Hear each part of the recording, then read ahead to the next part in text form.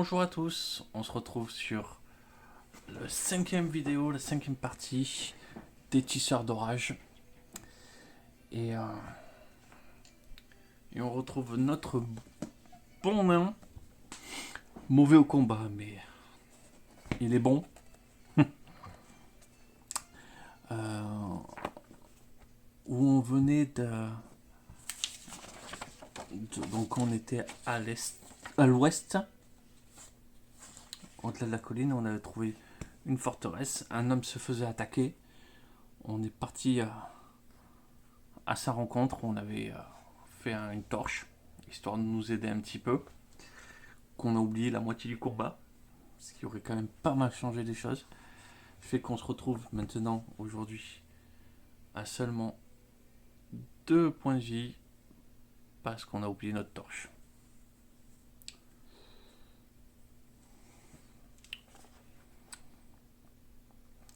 Du coup, on peut aller au 41.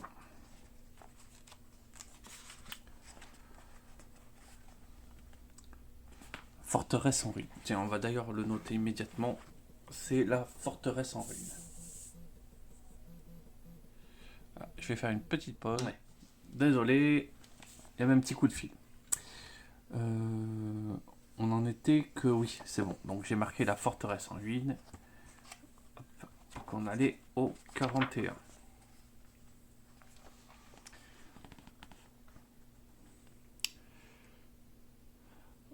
Vous aidez le gros homme à descendre du mur. Ce dernier trébuche et déchire son riche manteau.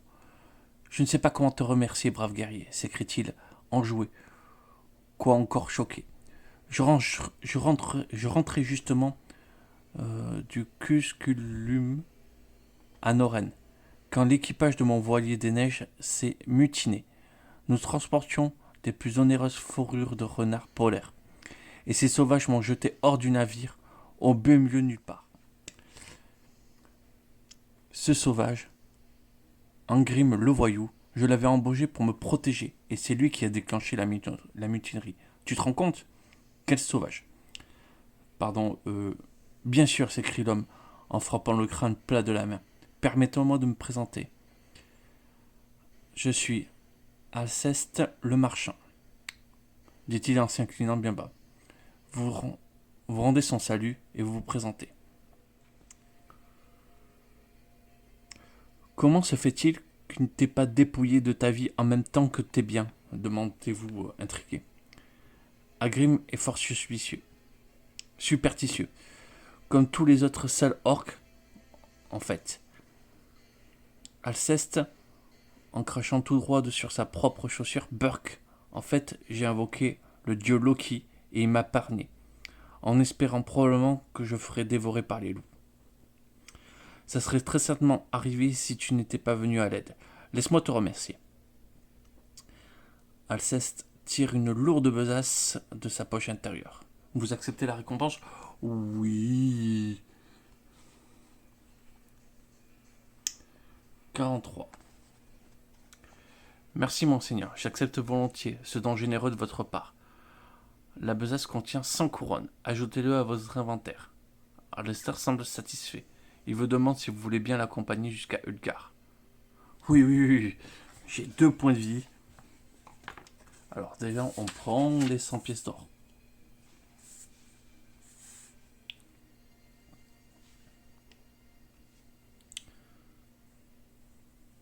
Voilà, 100 c'est joli, 100 PO.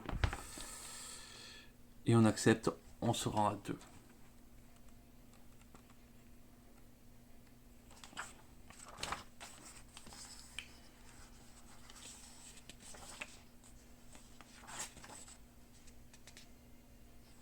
Ah, petite erreur, 3-3. Bon, rien d'alarmant. Vous acceptez de bon cœur et vous partez sans perdre un instant. Le trajet vous semble pas long. Vous diriez même qu'il est fort agréable.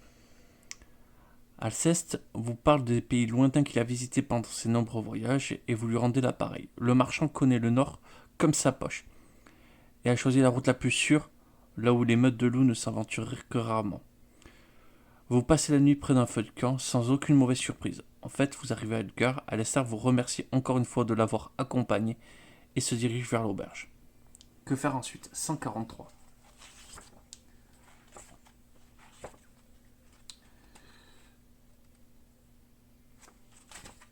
Bon, clairement, il faut aller à l'auberge.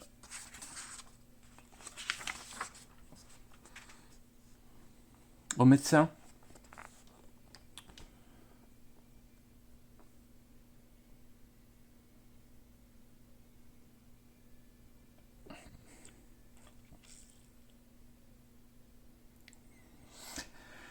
On va au médecin, on va au médecin.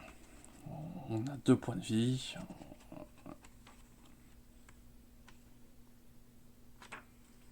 C'est combien le médecin? 90.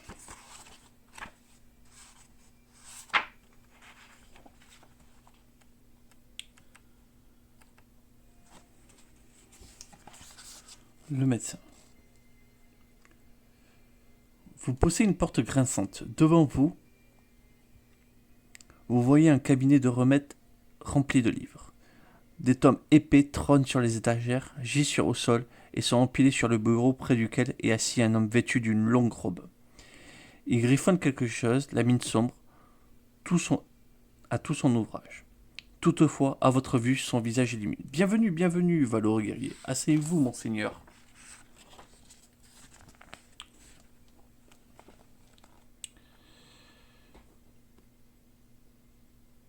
Quel mal donc vous ronge? Votre hache a-t-elle fait des ampoules ou bien vous souffrez de blessures mal refermées datant de votre dernière campagne ou peut-être, avec un clin d'œil malicieux, souhaitez-vous une potion pour satisfaire ces dames? Je vous connais, bande de voyous. Son sourire est salace, mais ça sonne faux. En fait, je voudrais une potion de soin. Interrompez-vous le médecin. Bien entendu, bien entendu. Je vous la prépare tout de suite avec plaisir. Ça vous coûtera 40 couronnes, tout simplement. J'ai toutefois besoin d'une mesure de glaise rouge. Je pourrais rien faire sans.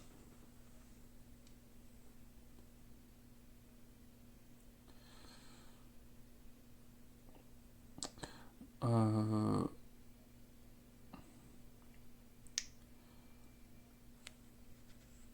J'ai pas la mesure de glace. Si vous effectuez l'achat...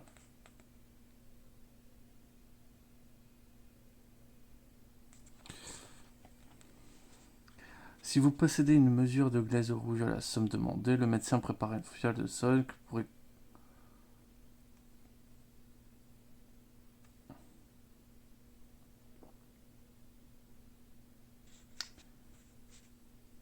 Bon ben du coup on s'en va, 143.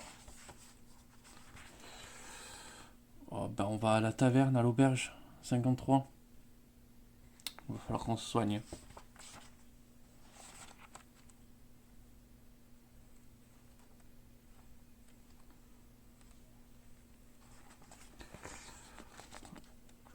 L'auberge au dragon. L'auberge est plutôt calme en hiver. Vous pouvez prendre un repas chaud, une chambre pour une nuit pour un prix de 10 couronnes. Le gigot de mouton au chou accompagné de bière suivi d'une bonne nuit de sommeil vous redonneront 10 points de vie.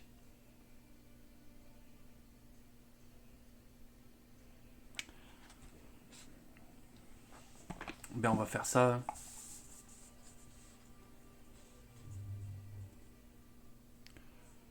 Donc me voilà 12. 1, 2, 3, 4, 5, 6, 7, 8, 9, 10, 11, 12.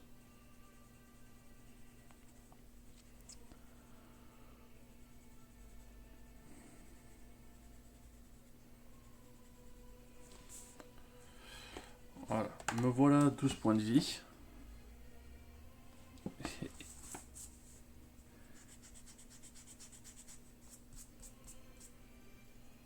Et me voilà à 90 PO. On va aller voir du coup, on va passer dans tous les marchands.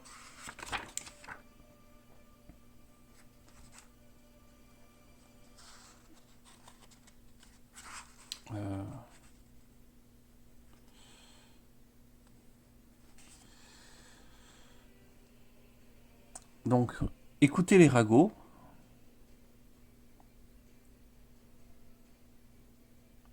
On va pouvoir...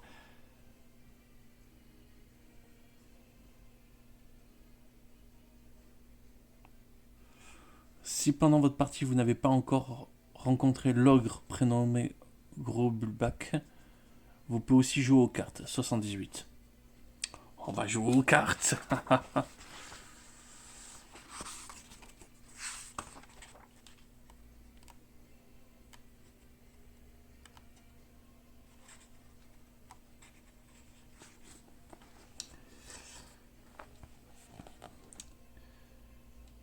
Le jeu du Marius infernal. Trois orques sont assis à une table.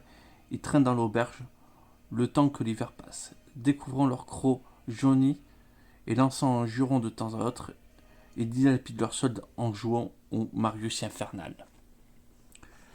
Vous pouvez vous joindre à eux. Les règles sont les suivantes. Choisissez une mise. Cette dernière ne peut pas être supérieure à la somme que vous possédez, vous ou les orques. Testez ensuite votre sagesse. En cas de réussite, vous conservez votre mise et gagnez la somme que vous avez misée. En cas d'échec, vous perdez votre mise. Au début du jeu, les orques possèdent 300 couronnes. Vous ne pouvez pas gagner davantage.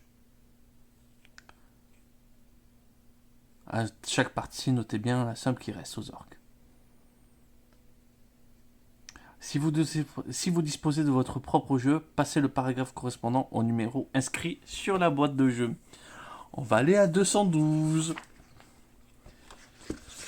Est-ce que tricher contre des orques, c'est une bonne idée? Moi, j'ai envie de dire oui.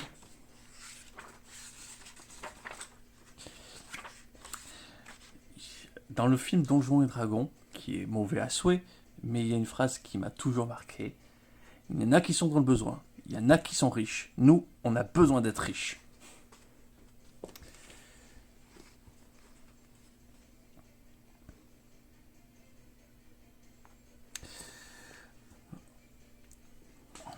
Bon, je crois que c'était une mauvaise idée. Vous vous joignez aux mercenaires puants et vous commencez à distribuer vos cartes. Vous sortez de leur coffre en bois, les cartes sont marquées. Vous pouvez parier la somme que vous souhaitez et remporter le double de votre mise.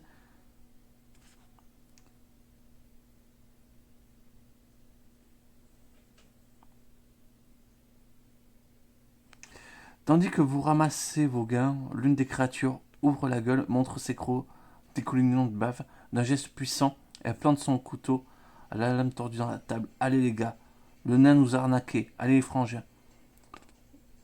On le débite en petites tranches. Donc bon, déjà, je double mon argent.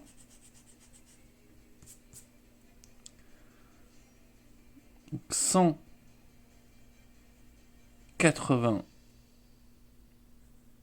PO. 180 PO, une bourse bien pleine. Là, c'est plutôt pas mal. Mince. C'était 212.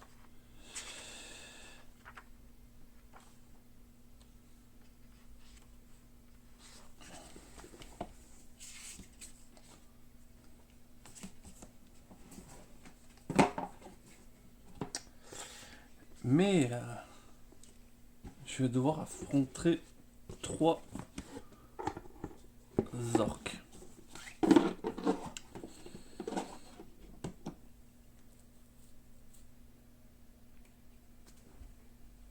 Donc, le 212.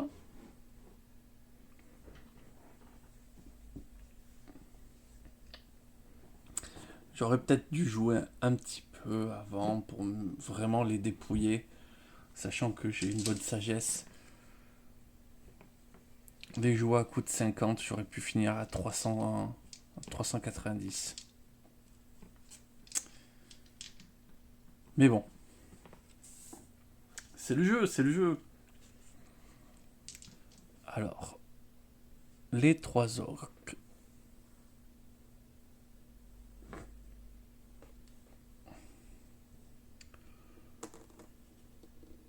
Le 1, le voici ici. Le 2 ici, le 3 ici.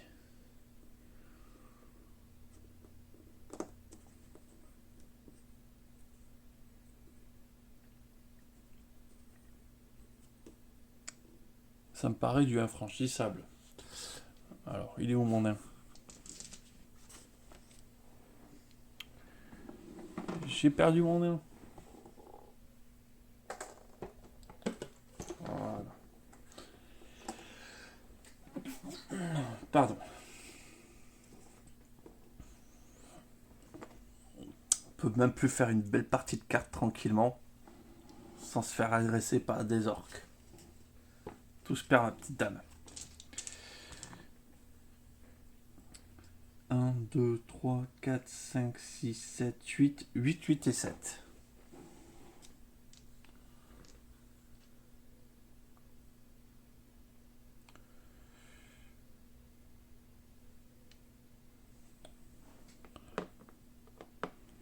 Et moi, je suis à 12. Hein.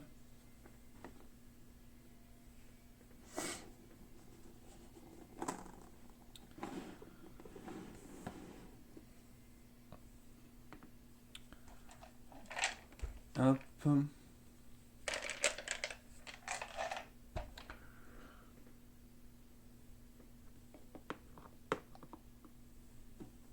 Voilà.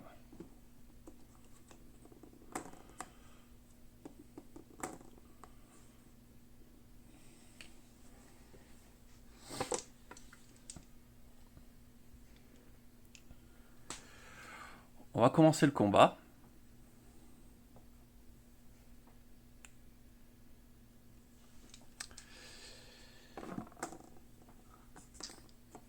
Et c'est moi qui ai l'initiative. Ce que je vais faire, c'est que je vais venir directement au contact de l'orque numéro 3.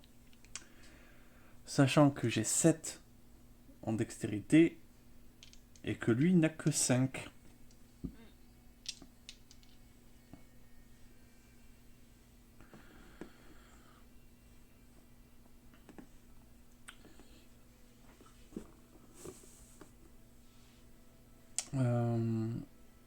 Lui n'a que 5. Trop de sagesse. Donc, pour l'instant, j'ai un avantage de plus 2. Plus 2, on va tenter de faire une attaque normale. Je suis toujours rouge. Hein. Depuis que je pris les branlées, j'ai pris toujours que je prenais le rouge. Donc, 13. Et lui, du coup, fait 9. Donc, 4 dégâts. Sur l'orque 3. Donc, il lui reste 3. Et le voilà repoussé. C'était une belle attaque. Ensuite, 1, 2. 1, 2. Et lui, 1, 2, 3. 1, 2. Il revient. Il vient à la charge. Il est toujours bleu. Je suis toujours rouge. Donc, là j'ai 9.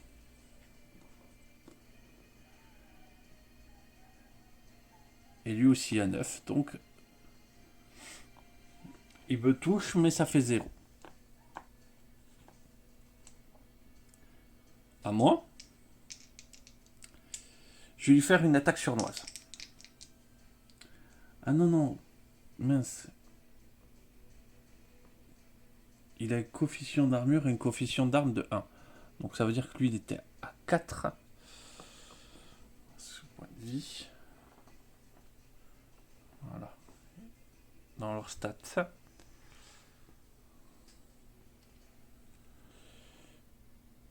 Et qu'il m'a bien infligé un dégât.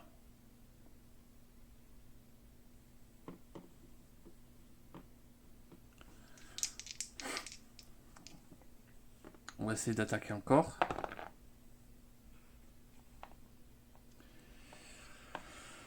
Donc,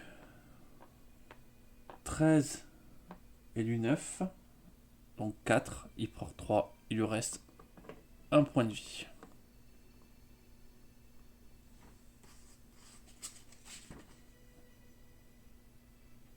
Ah mince, j'ai pas du tout... lis la suite, j'ai fait lancer le combat. Pardon. Une Rixdale intervient, quelle joie. Si vous poussez un orc et qu'une fenêtre est ouverte sur sa trajectoire, il atterrit à l'extérieur de l'ombrage et prend la fuite. Si c'est vous qui êtes repoussé, vous tombez par la fenêtre et vous pouvez revenir en passant par la porte. Si un programme est poussé dans l'âtre, il perd un des 6 points de vie. Il est impossible de traverser les bancs. Chaque combat peut essayer de sauter sur un banc au lieu de jouer son tour. Alors il fait un test de dextérité. Ok.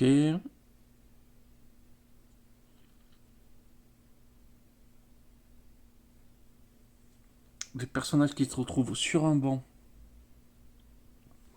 ou sur un escalier ajoutent. Ok.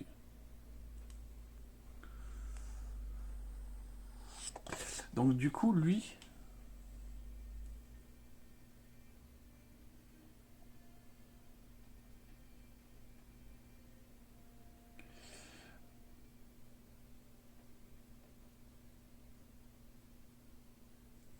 Donc j'ai poussé un orc en fait sur sa trajectoire. Donc en fait, lui, il a pris la fuite. Bon, on va pas faire parce que du coup, vu qu'il est réuni, il a un point de vie. Mais j'aurais pu le faire pousser pour le faire prendre la fuite. Ensuite,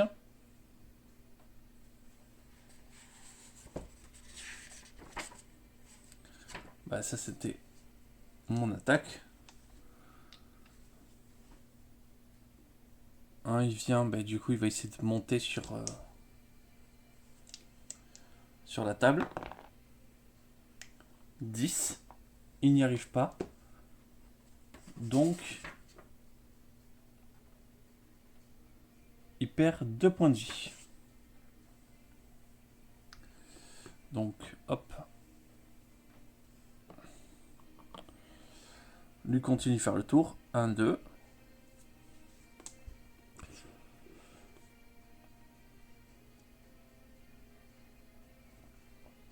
Et lui attaque. Je suis toujours rouge.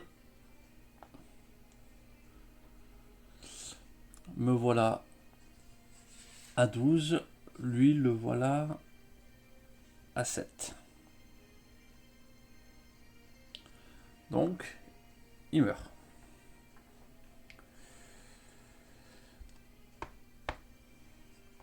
Ensuite, moi.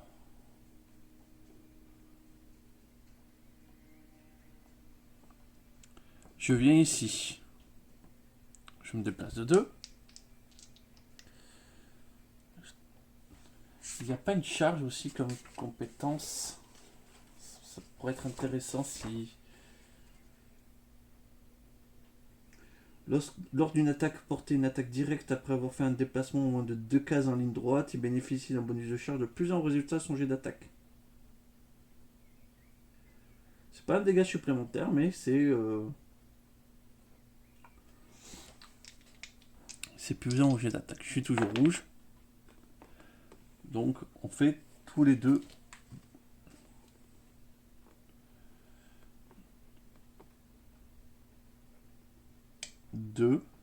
Et le 2, il a 7 index.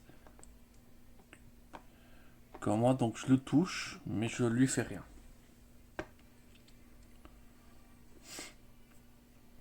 Le 1 se déplace. 1, 2.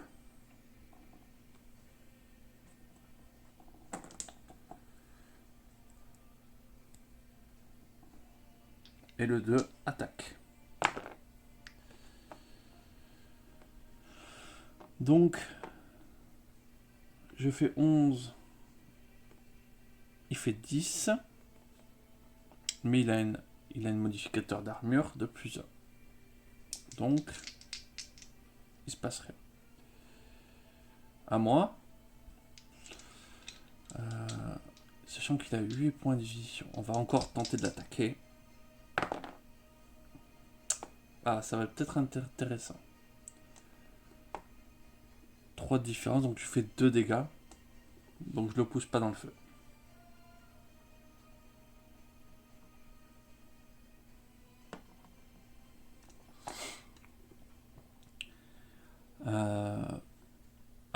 au 1, il vient ici. Je suis entouré, donc j'ai plus que 6 index.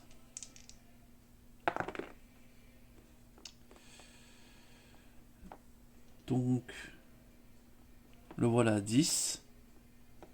Me voilà à 12. Donc, il prend un dégât. Le voilà à 5.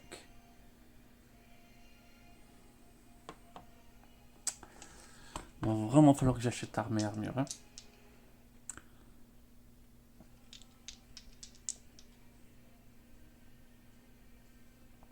Le 2 attaque aussi.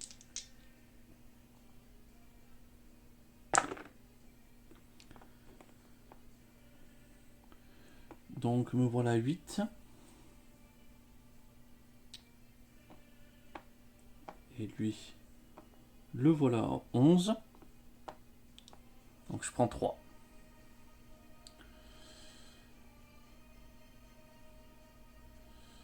Hop, me revoilà à 8 points de vie.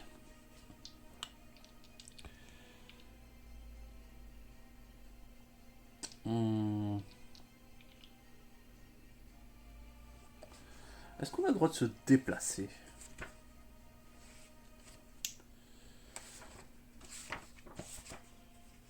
Quand on est en combat.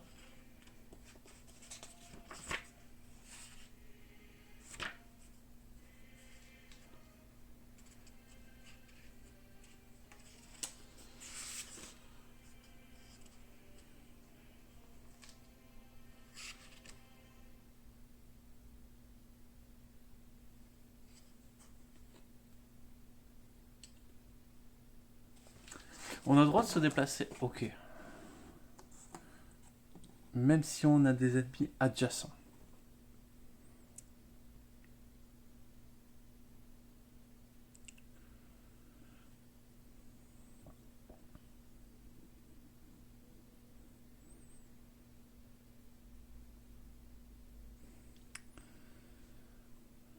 Je monterai bien sur la table. Ouais, je monterai bien sur la table. 6. 6, ça passe.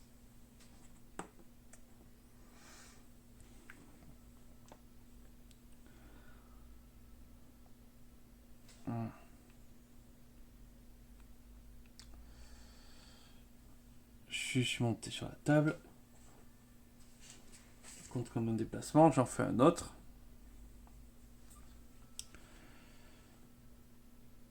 Et je peux l'attaquer. Donc, maintenant, on est re à égalité, sauf que j'ai un bonus d'avantage de plus de...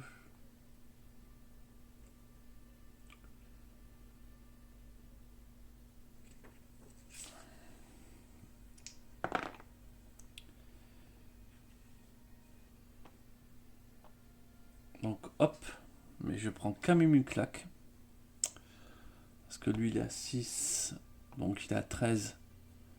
Du coup, moi, je suis à 12.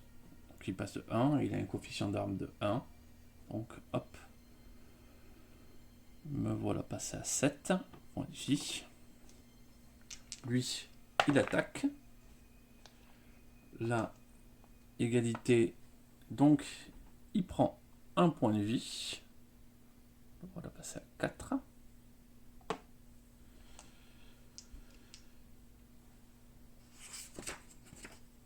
C'est que sur les jets d'attaque que j'ai le bonus.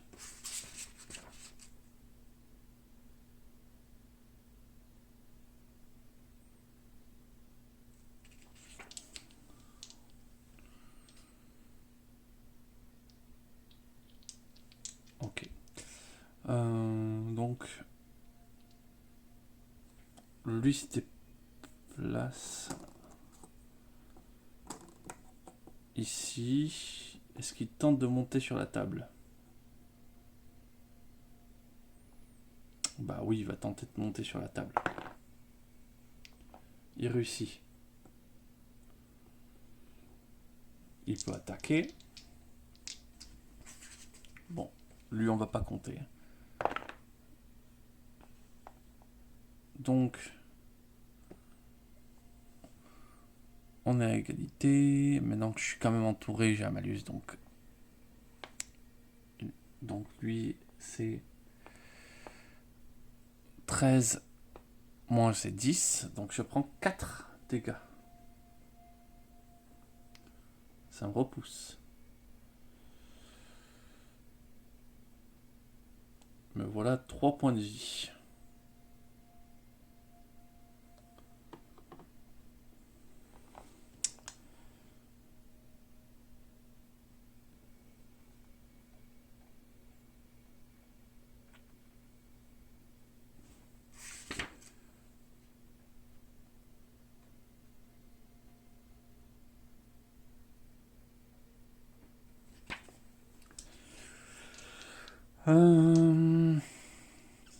À moi.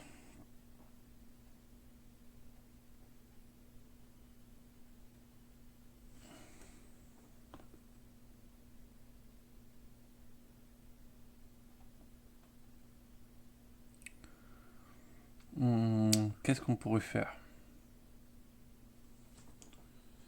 Je peux pas faire une... Si, ça repousse de 2 quand il me repousse. Bah, limite, je vais tenter une charge. Hein. Allez, on va tenter une charge. Donc, me voilà 6.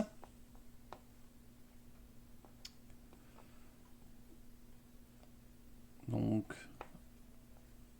ça fait 13. Et lui, le voilà à 7.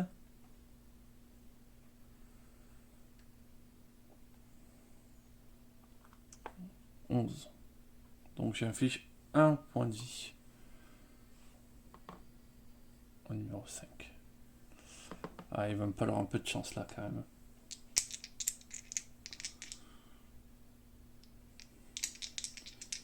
Le 1 attaque.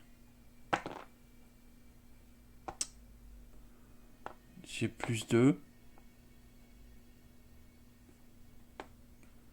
Donc 9 et lui 11. Donc ben, il m'assomme. Il me tue.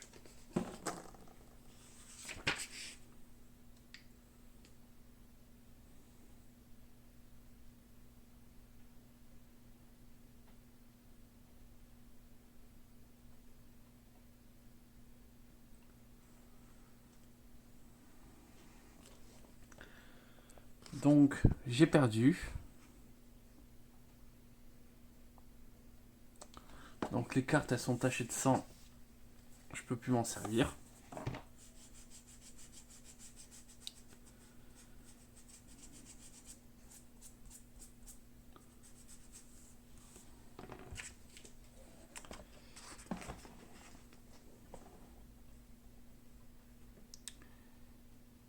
Euh...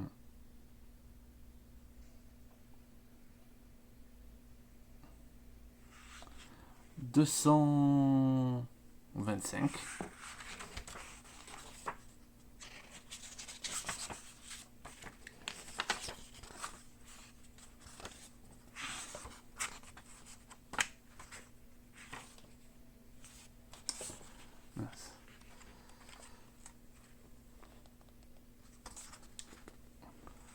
On retourne dans l'abysse.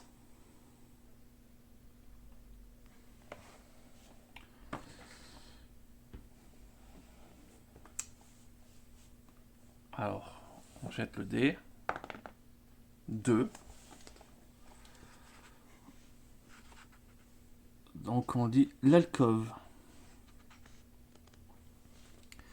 Vous êtes debout au milieu d'une pièce carrée. Un vent chaud, d'été au parfum de lavande, pénètre par les fenêtres grandes ouvertes. De très grandes fenêtres. Une jeune femme vêtue d'une somptueuse robe bleue ciel s'affaire dans sa chambre. Elle serait probablement très belle si son visage n'était pas déformé par un rictus de colère. Elle lance un vase contre le sol et renverse une table d'un coup de pied. Elle se jette vers une hache suspendue au mur, puis l'abat sur de nombreuses reprises sur le meuble. Qu'elle a tôt fait de transformer en petit bois. Les voyous, les insolents, les brutes, je ne les laisserai pas gagner à nouveau. Vous observez patiemment Freya.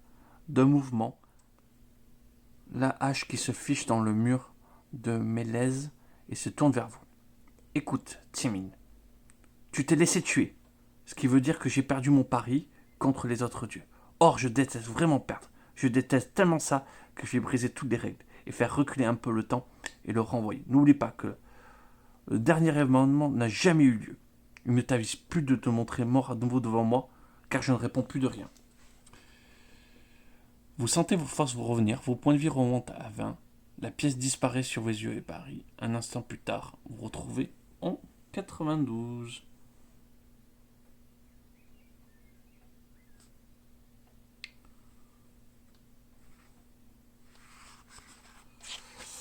Ok, donc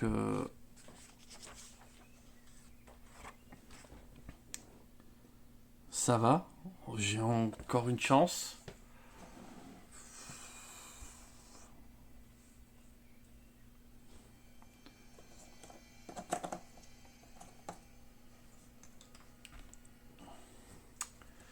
On retourne en 92.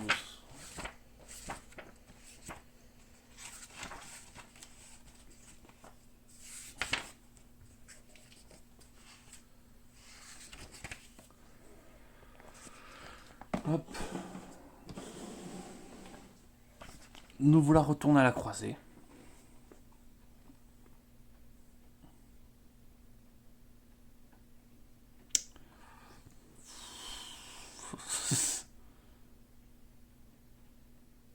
Allez, on va veiller sur le bois pour pas qu'il s'éteigne. 98. Comme ça, on perd que 2 points de vie.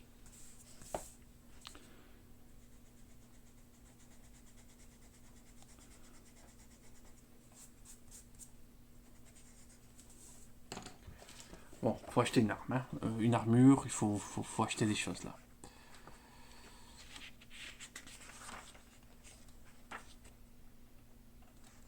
Mince.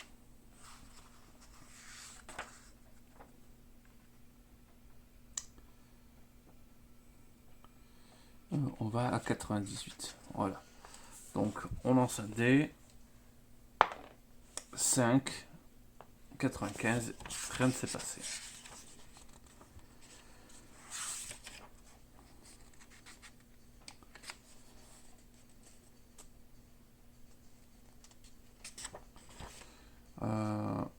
Donc 95. Où est-ce qu'on va?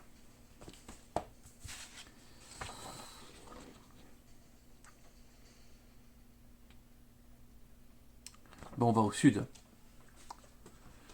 35.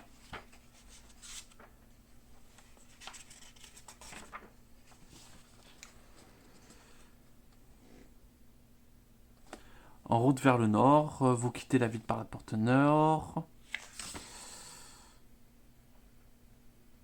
Non mais... Ah, en route vers le sud, pardon. 35.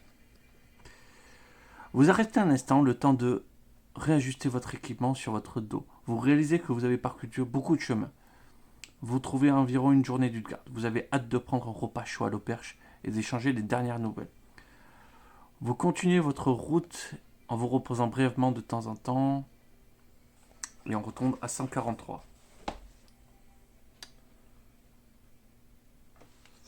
Hop.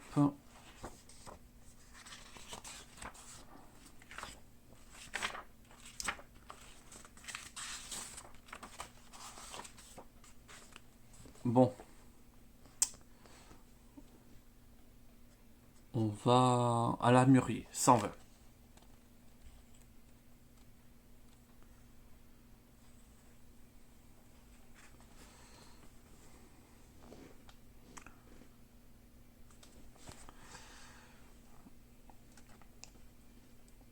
Bon.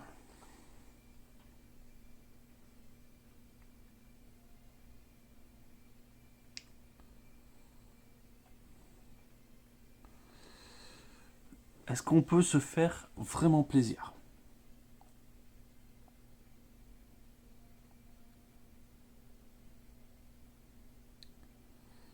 Le bouclier, c'est un coefficient d'armes.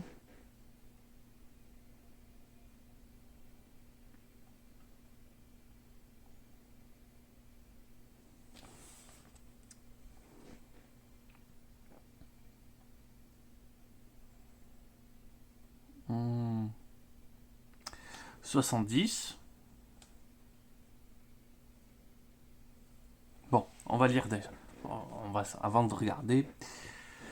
Parce qu'on a encore une occasion peut-être sûrement de faire des bêtises. Des coups de marteau résonnent dans la forge avec entrain, tandis que les apprentis de l'armurier s'affairent à leur tâche. Ce dernier est attablé près d'une bouteille à moitié vide et lance des commentaires taquins sur le travail des compagnons. Lorsque vous entrez, il est en train de lancer à l'un d'eux « Jacques, tu sais pas forger. Jacques, tu es mauvais !» et part d'un rire incontrôlable. Puis se tourne vers un autre et déclare « Et alors, cette armure, c'est pour aujourd'hui ou pour demain ? Ma grand-mère irait plus vite que toi. » Vous approchez de l'armurier. « Bonjour, maître. Auriez-vous des bonnes armes ?»« Il est aveugle, il sait pas lire. » Ok, il sait pas lire les prix, lance l'artisan en pointant un doigt crasseux sur un morceau de parchemin cloué à une poutre où on peut lire ce qui suit.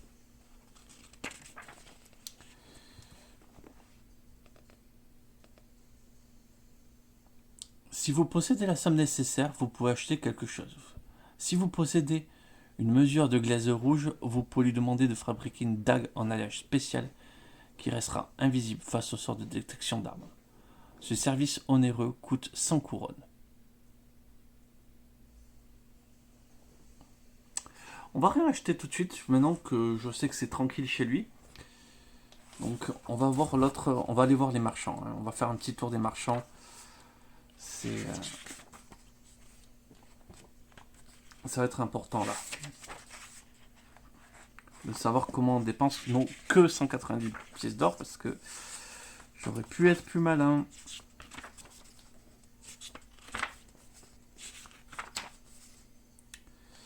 Donc on va. La maison de l'épée. 34.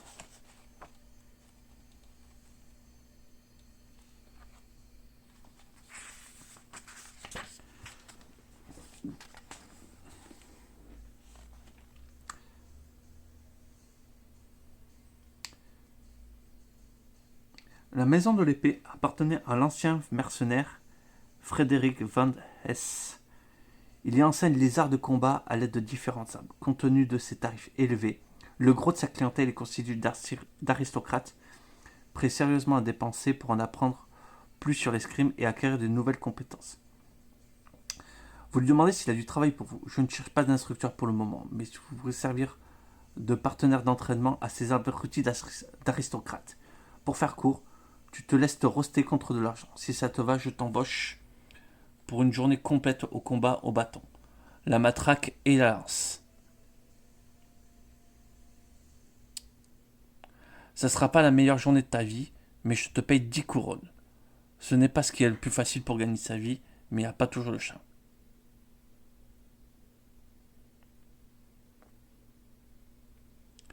Si vous existez, vous gagnez 10 couronnes. Si vous perdez la moitié de vos points de vie actuels, vous pourrez vous faire embaucher une seule fois durant toute la journée.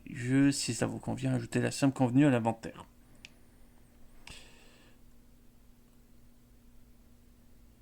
En regardant l'air attentif, il mentionne également que vous pouvez apprendre quelques nouveaux mouvements pour vous proposer un stage de 3 semaines au prix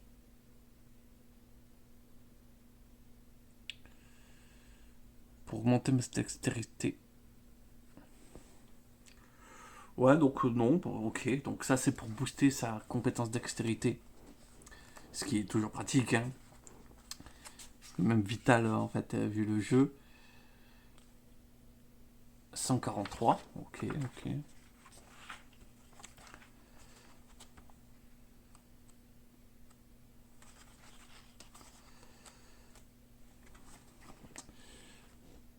On va aller voir le joaillier.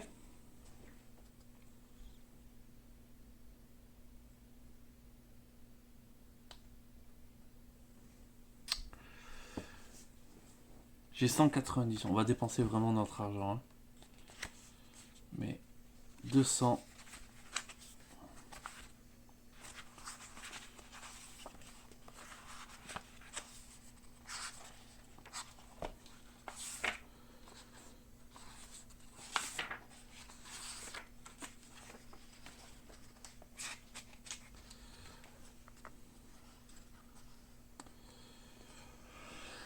La boutique du joaillier est située dans le quartier le plus riche du Gard, ce qui reflète dans ses rues soignées et ses tenues de passants, certes en jetant un coup d'œil méprisant sur vos vêtements de voyageurs usés. Toutefois, la boutique elle-même ne paye pas de mine. La pièce est divisée en deux par une grille de fer derrière laquelle travaille le joaillier à la figure maigre et légèrement bossue. Il s'avère qu'il s'occupe aussi de la taille des pierres précieuses. Il interrompt son travail à votre entrée et lève les yeux vers vous. Eh bien, on a un client. Bonjour, maître nain. Vous venez sans doute de sous la montagne avec des pierres précieuses à vendre. Je vous achèterai volontiers quelque chose, mais les affaires sont mauvaises en ce moment. Je meurs pratiquement de faim. Encore un peu, je n'aurais plus rien à mettre dans l'assiette de mes pauvres enfants. Ma femme me dit de changer de métier, mais comment? Je sais rien de fort que tailler des pierres.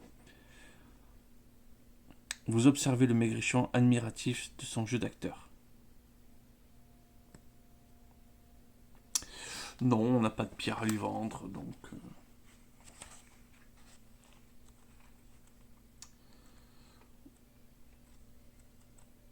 On va retourner au joaillier.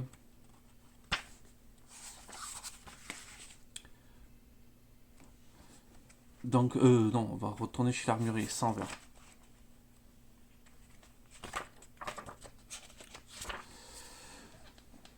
J'ai que 190. Je me pose la question de... Si j'achète le bouclier...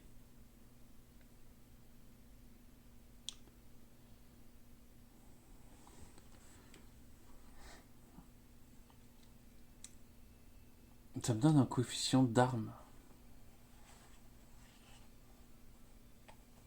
Je trouve ça bizarre.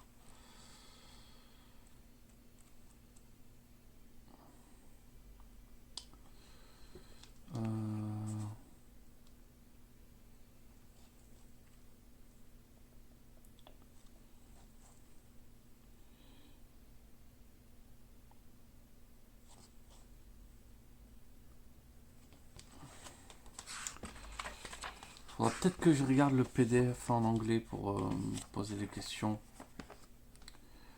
là-dessus. Du coup, code de maille, 70, c'est sûr, on l'apprend.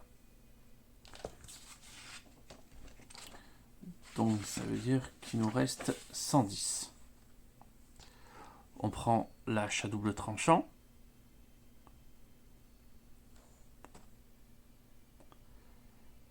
Donc, il nous reste 30 pièces d'or.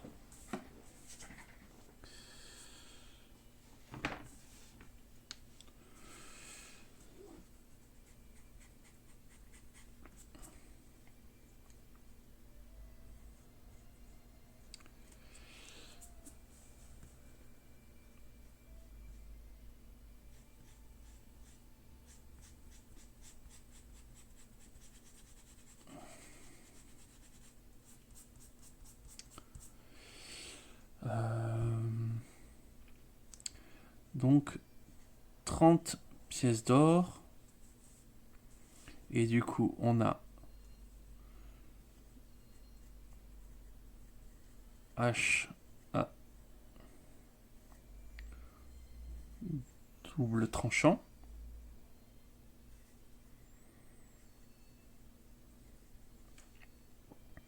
Et on a donc c'est plus 2 et on a une cote de maille.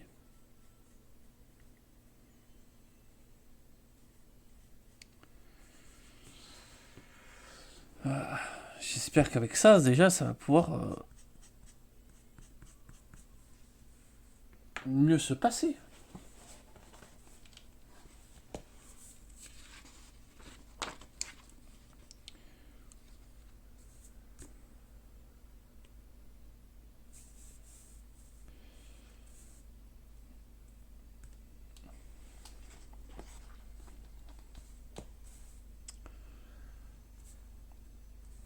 Ce qu'on va faire, c'est que maintenant, je pense qu'on va se diriger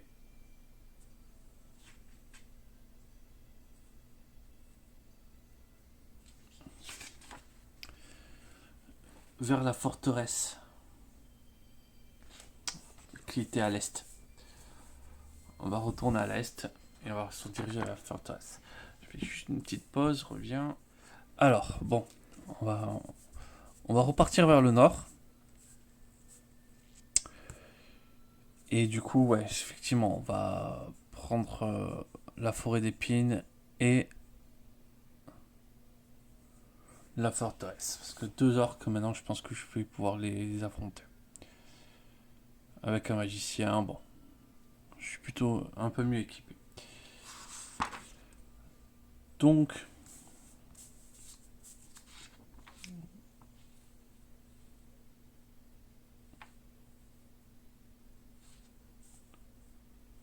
comme je suis mort, bah, on va tester, non, on va se reposer normalement, 94. Donc, il n'y a que un 6 qui me protège. 5. 96. Des hurlements se rapprochent. Vous lavez la tête et apercevez les yeux rouges qui brillent dans l'obscurité. Vous les devez d'un bond et ajoutez du bois. Et ajoutez du bois au feu, faisant jaillir des flammes. La lumière révèle des loups blancs, des tout crocs dehors. Numéro 96, donc.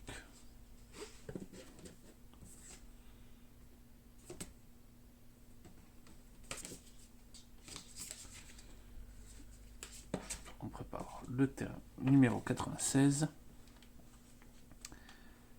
Lancez un dé pour déterminer le nombre de loups.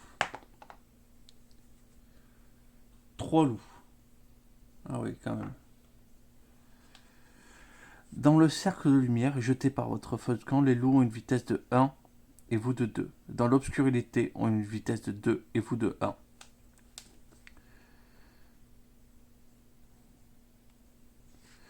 Donc les loups sont plus faibles dans la lumière.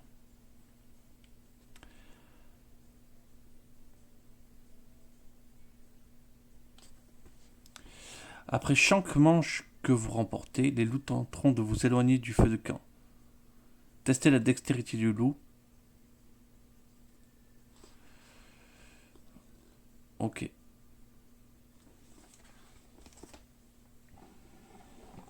Même là, c'est encore pas mal de points de vie.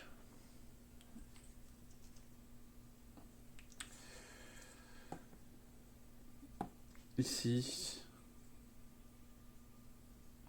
Le 2, il est ici. Le 1, il est ici. Et le 3, il est là. Mais maintenant, on est un petit peu plus armuré. Le loup 1,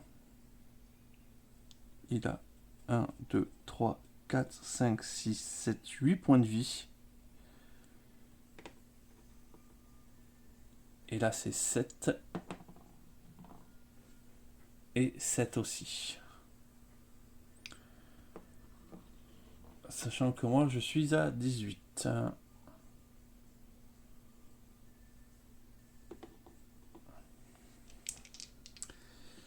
Donc,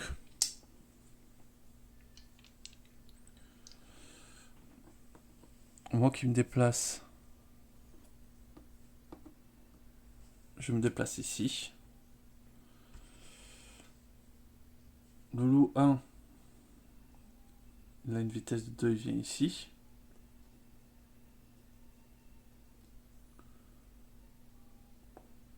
Vitesse de 2, il vient ici. Vitesse de 2, il vient ici. À moi.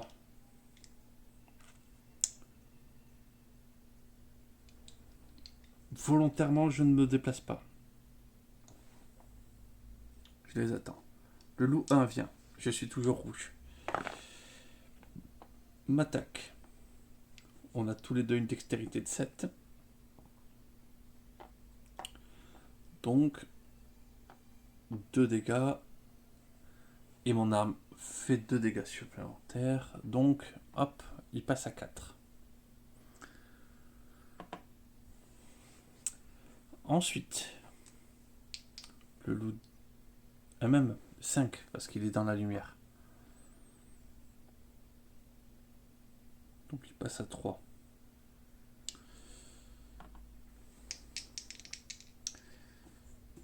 Ensuite,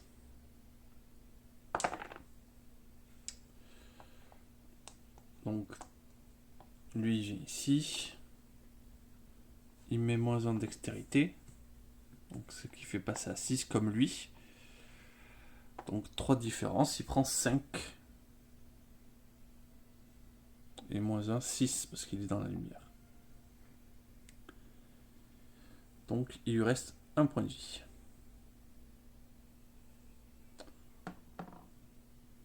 Le loup numéro 3 arrive ici.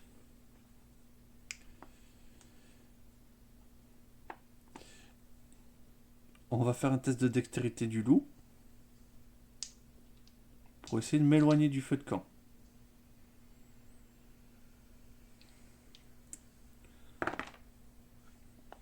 Il réussit. Après, on ne peut pas déplacer. 1, 2.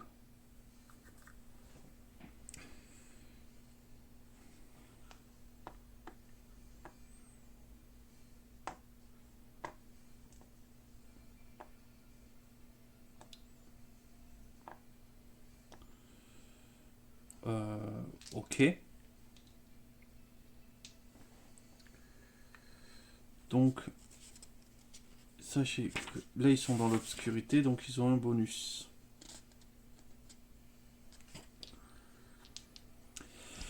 À moi, je vais me déplacer de 1. Je vais rester là.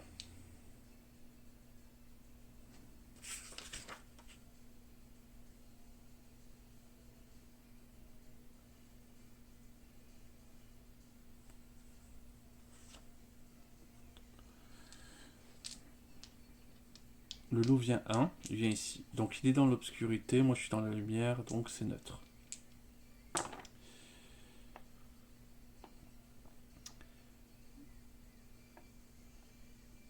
Il a 7, j'ai 7, plus 1, il me touche, donc, mais il me fait pas de dégâts. Le loup numéro 2, il vient ici. Donc là j'ai plus que 6. Ah. Donc j'ai 7. Et lui il a 6, et 6, 12. Donc il fait 5 moins 2 du coefficient d'armure, je prends 3 dégâts.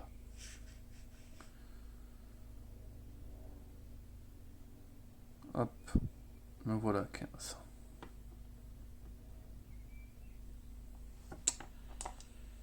Ensuite, le loup numéro 3, il va esquiver le feu. Il se déplace. J'ai pas remporté la manche, donc ils vont pas essayer de m'attirer dans l'obscurité.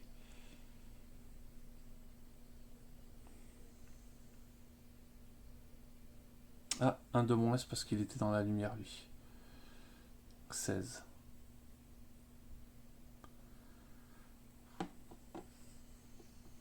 Ça comptait. Allez, un mois. Pour le loup 1, bien sûr. Bon, ben là, je l'explose. Le loup 2 m'attaque. Donc il a 5. Parce qu'il est dans la lumière.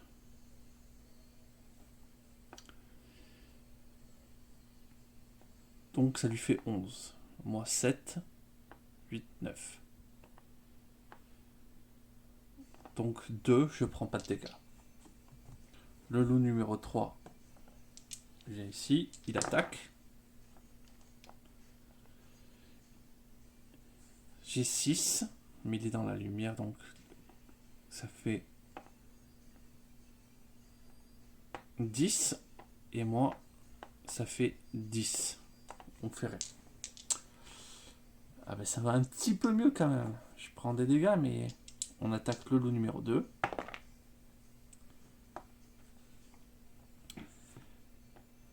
Donc moi j'ai 9. Et lui il a 8. On l'ouvre. On tue le loup. Le loup numéro 3 attaque. 6, 6. Sauf qu'il est dans la lumière. Donc ça lui fait 11. Alors que moi, ça me fait 12. 13. Donc 2, et il prend 2 dégâts supplémentaires du facteur de l'arme. Donc il prend 4.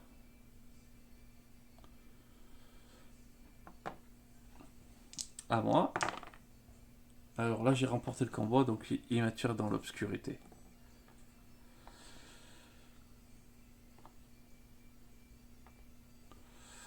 À moi, je vais me mettre dans la lumière. Tirer les dés, 2. Donc 7. J'ai plus 1, donc je lui inflige 3 dégâts. Il meurt.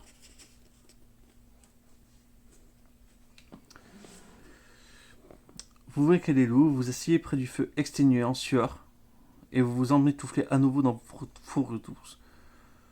Vous tentez de veiller, mais vous ressentez le poids de vos épreuves vous assouplit, et vous vous assoupliez, toujours assis. 95.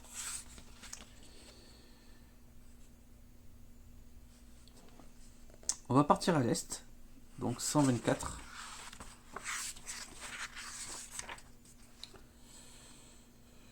Donc, vous êtes rendu, je me suis déjà rendu ici. Donc, on se rappelle, hein, le voilier des neiges renversé.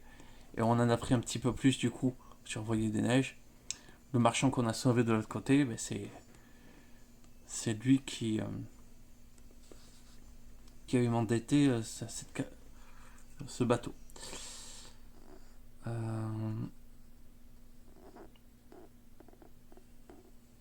On continue vers le nord à 231.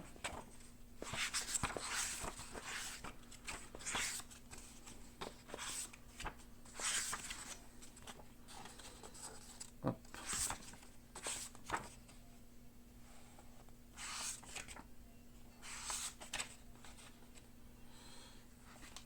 La forêt de pins, on est déjà venu, 250.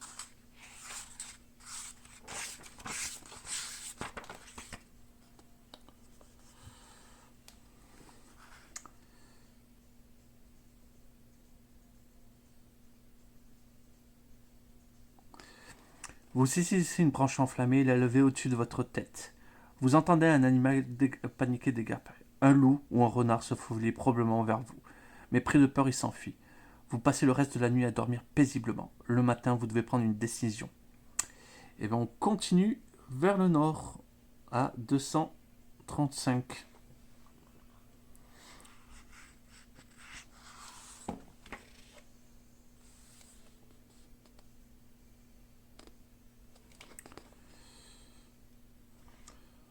La forêt de pins, on l'a déjà fait. Donc, on s'engage dans le labyrinthe rocheux à 265.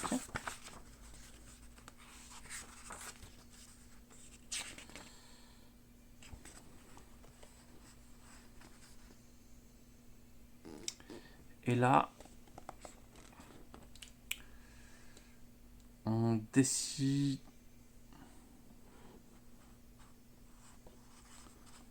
Ah oui, 265, on n'a pas le droit de 250 de se faufiler. Ok, bon ben on va attaquer les orques, hein. Mais ça sera pour la prochaine fois. 239, hop.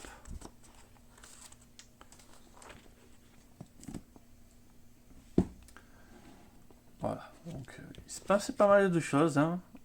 Mais la morale, c'est que si vous voulez faire beaucoup d'argent, il vaut mieux pas tricher. Ou pas tricher tout de suite.